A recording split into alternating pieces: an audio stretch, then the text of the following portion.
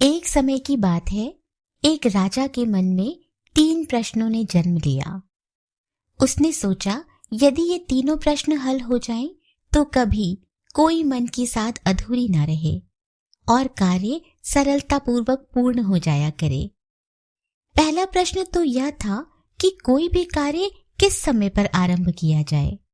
दूसरा प्रश्न यह था कि कौन से मनुष्य सही हैं जिनकी बात सुनी जाए और कौन से गलत हैं जिनकी बातों को अनसुना कर दिया जाए। तीसरा प्रश्न यह था कि सबसे जरूरी और अहम कार्य कौन सा है।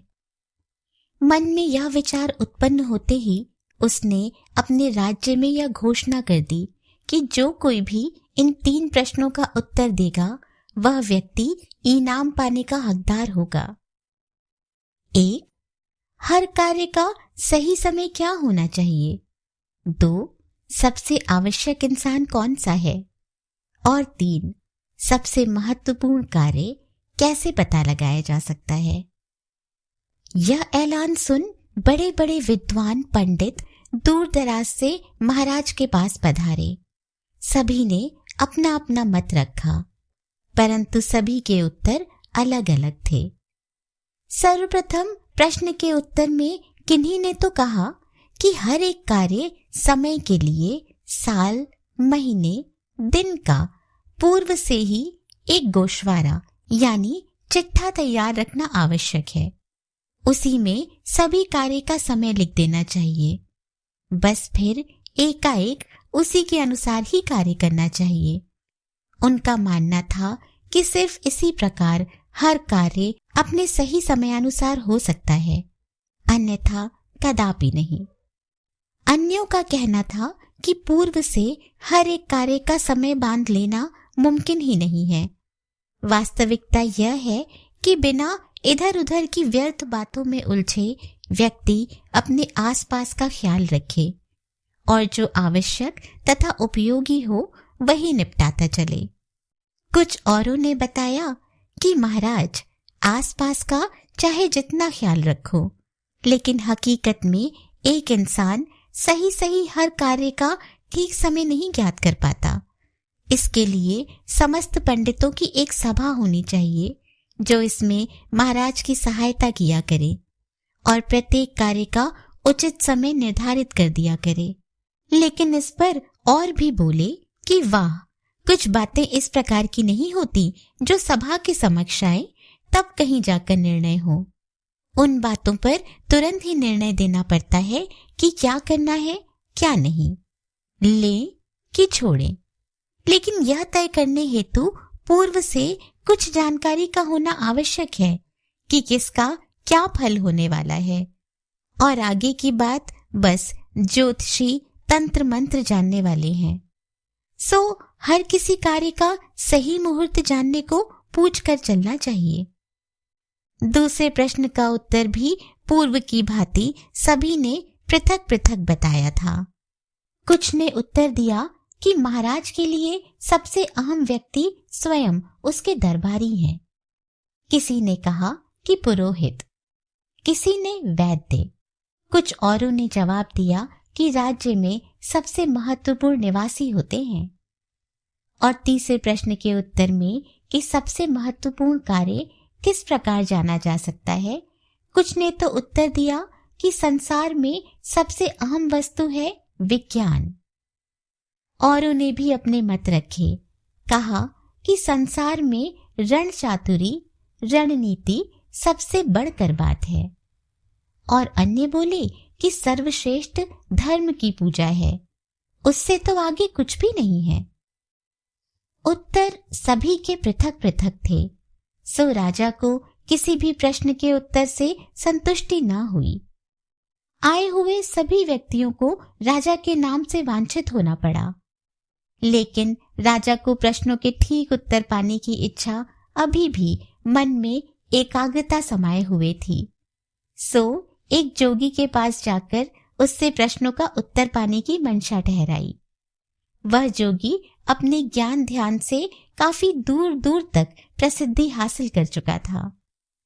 वह जोगी एक घने वन में निवास करता था और अपने स्थान से कभी बाहर न निकलता था।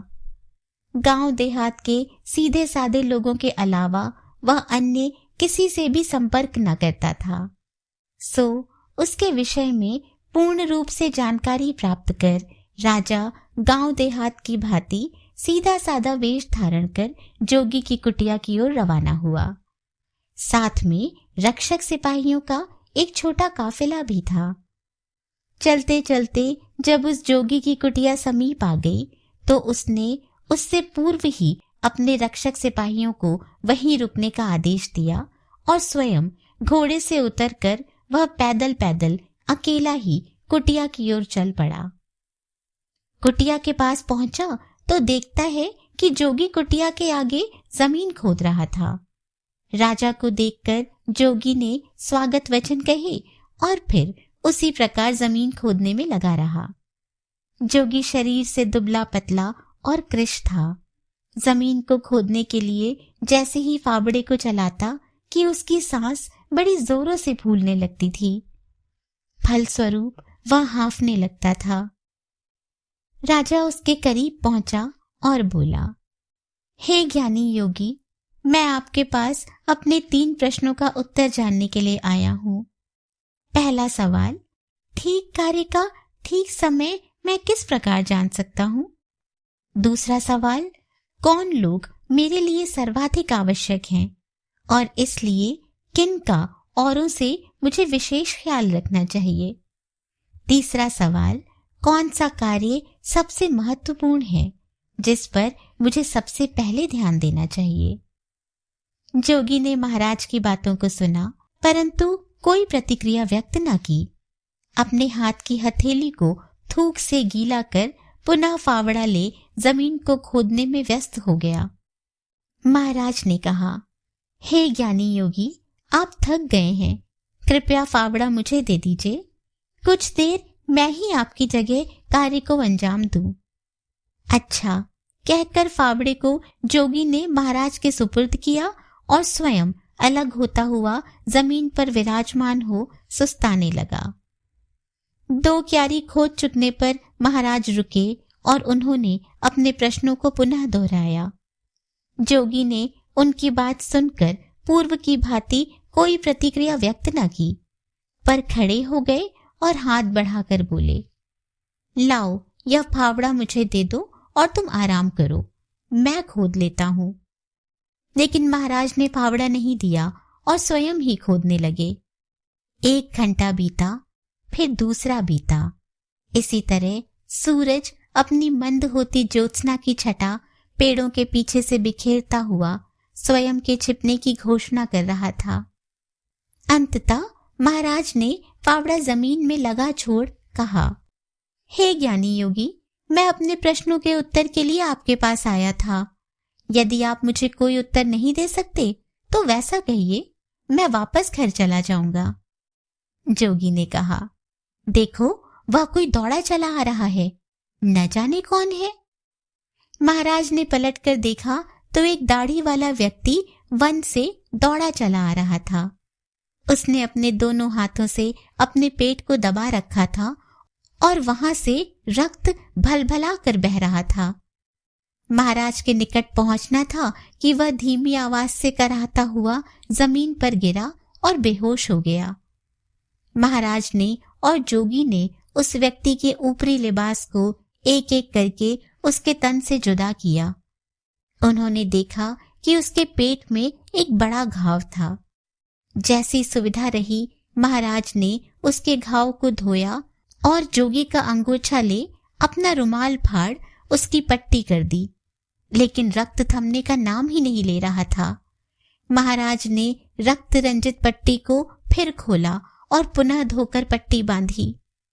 अंततः रक्त का पट्टी पर रिसना बंद हुआ, तब जाकर व्यक्ति को होश आना आरंभ हो गया और उसने धीमे स्वर में कुछ पीने की इच्छा व्यक्त की। महाराज ने ताजा शीतल जल लाकर उसे पिलाया। सूरज ने अपनी आंखें मूंद ली थी और ठंड पड़ने लगी थी।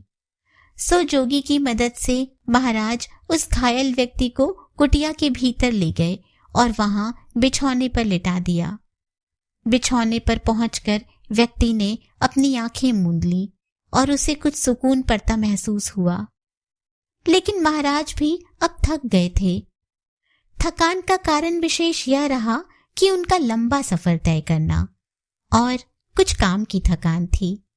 सो महाराज वही दहलीज के पास चौखट का तकिया लगा मुड़ी मुड़ी होकर लेट गए। लेटते ही उन्हें इस प्रकार नींद ने आ घेरा कि गर्मियों की वह छोटी रात न जाने कब बीत गई। पौ फटते ही जब महाराज अपनी पलकें भींचते जो उठे तो कुछ क्षणों तक तो यही विचार करते रहे कि न जाने मैं कहाँ हूँ और यह व्यक्ति कौन है। वह अजनबी दाढ़ी वाला व्यक्ति बिछौने पर पड़ा चमकीली आंखों से निगाह बांधकर उसी की ओर देख रहा था। जब उसने देखा कि राजा जग चुका है और उसी की ओर देख रहा है तो दाढ़ी वाले व्यक्ति ने धीमे स्वर में कहा, जी मुझे माफ कीजिए। महाराज बोले, भाई मैं तो तुम्हें जानता नहीं हूं और माफ मैं किस बात के लिए तुम्हें कर सकता हूं। दाढ़ी वाला घायल व्यक्ति बोला, आप मुझे नहीं जानते परंतु मैं आपको जानता हूं। मैं आपका वह शत्रु हूं जिसने आपसे बदला लेने की सौगंध उठाई थी। आपने मेरे भाई को फांसी दी थी और जायदाद छीन ली थी। मैं जानता था कि आप यहाँ जोगी के पास अकेले पधारे हैं। मैंने मन में सोचा कि वापस लौटते समय मैं आपका काम तमाम कर दूंगा, लेकिन पूरा दिन बीत गया और आप वापस नहीं लौटे। इसी कारणवश मैं अपनी छिपने की जगह से बाहर निकला कि आपका आभार कर सकूं। बाहर निकलने पर आपके सिपाही लोग मिले। उन्होंने मुझे पहचान लिया और घायल कर दिया। जैसे तैसे उनसे बचकर मैं भाग तो आया, लेकिन यदि आप मेरे घाव पर पट्टी न बांधते तो मैं मर ही जाता। सो देखो, मैंने तो आपको मारने की ठानी और आप ही ने मेरी जान बचाई। अब मैं जीता रहा और आपने चाहा तो जन्म भर गुलाम की भांति आपकी ताबेदारी करूंगा और अपने पुत्र को भी यही शिक्षा दे जाऊंगा। मेरी प्रार्थना है कि आप उसे माफ कर दें। महाराज को उसकी बात सुनकर बड़ी प्रसन्नता हुई। ऐसे सहज शत्रु से सुलह ही नहीं हो गई, बल्कि शत्रु की जगह यह व्यक्ति स्वयं मित्र हो गया।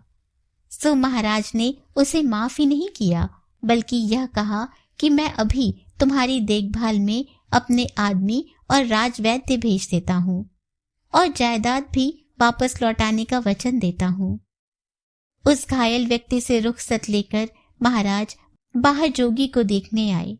जाने से पूर्व एक बार फिर वह जोगी से अपने प्रश्नों का उत्तर पाने के लिए निवेदन करना चाहते थे। जोगी बाहर जमीन पर घुटनों के बल बैठा कल की खुदी क्यारियों में बीज बो रहा था। महाराज उसके समीप पहुंचकर बोले, हे ज्ञानी पुरुष, अंतिम बार मैं फिर आपसे अपने प्रश्नों के उत्तर हेतु प्रार्थना करता हूँ। अपनी दुबली पतली टांगों पर उसी तरह सिकुड़कर जमीन पर बैठे जोगी ने अपने सम्मुख खड़े महाराज की ओर देखकर कहा, उत्तर तो तुमको मिल गया है भाई। मिल गया है? राजा ने पूछा। कैसे? आपका क्या मतलब है?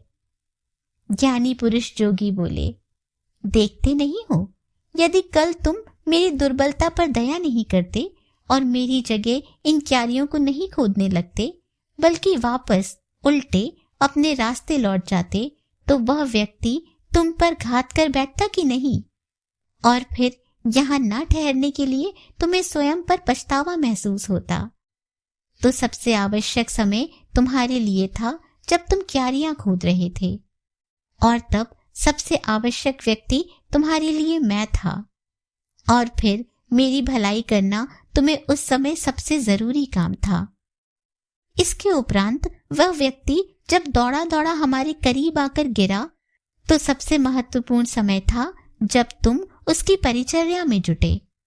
कारण यह था कि यदि तुम उसका घाव न बांधते तो हृदय में वह तुम्हारा बैर साथ लिए लिए ही मर जाता।